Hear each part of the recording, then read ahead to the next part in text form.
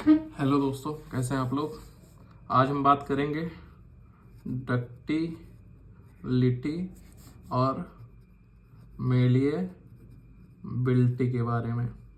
अधिकतर जब हम डक्टिलिटी मेलिएबिलिटी अपनी क्लास में पढ़ते हैं तो टीचर बताते हैं डक्टिलिटी कि जिसे पीट कर तार बना दिया जाए वो डक्टिलिटी है, और जिसे पीट कर सीट बना दिया जाए, यानी जिस मेटल को पीट कर या तार बना दिया जाए वो डक्टिलिटी है, और जिस मेटल को पीट कर सीट बना दिया जाए वो मेलिएबिलिटी है।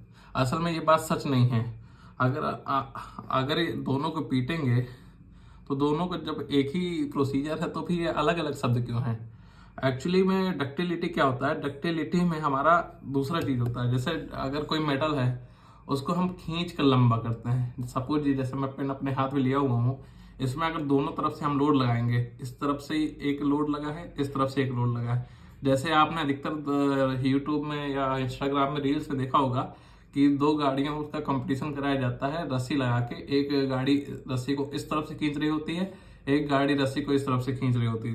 तो ऐसे जब हम मेटल में ऐसे ही खींचने का लोड लगाते हैं तो ये तार खींचती है और इसका एरिया कम हो जाता है। ये जो क्रॉस सेक्शनल एरिया है, यानी क्रॉस सेक्शनल एरिया का मतलब होता है अगर मैं इस पेन को काट दूं, जैसे सपोज करो इस पेन को अगर हम काट देते हैं तो ये जो सर्कुलर जो ये एरिया है, ये जो क्षेत्रफल है, ये क्रॉस सेक्शनल एरिया कहलाता है।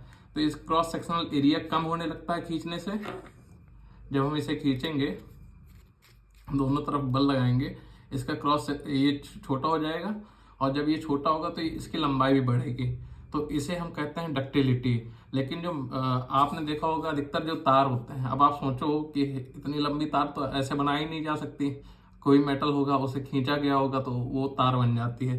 तो इस प्रॉपर्टी को कहते हैं डक्टिलिटी। डक्टिलिटी में क्या लगता है, टेंशन लगता है। अगर हम इस तार को खींचेंगे तो आप बताइए क्या लगेगा, इसमें टेंशन आएगा। ये खिंचाव में होगी टेंशन, मतलब ये खिंचाव महसूस करेगी। लेकिन जो मेलिएबिलिटी है, तो मेलिएबिलिटी आपने देखा होगा जैसे मिठाइयों में चांदी का वर्क लगा रहता है।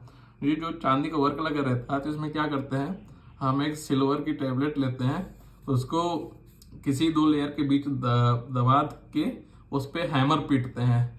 जब उस पर हैमर पीटते हैं तो फैलता है, वो सीट में बनता है।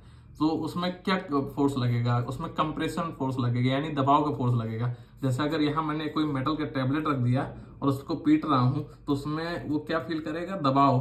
तो जो कंप्रेशन के फोर्स से सीट बन जाए उसे कहते हैं मेलिएबिलिटी, और जिसमें टेंशन लगे उसे कहते हैं डक्टिलिटी।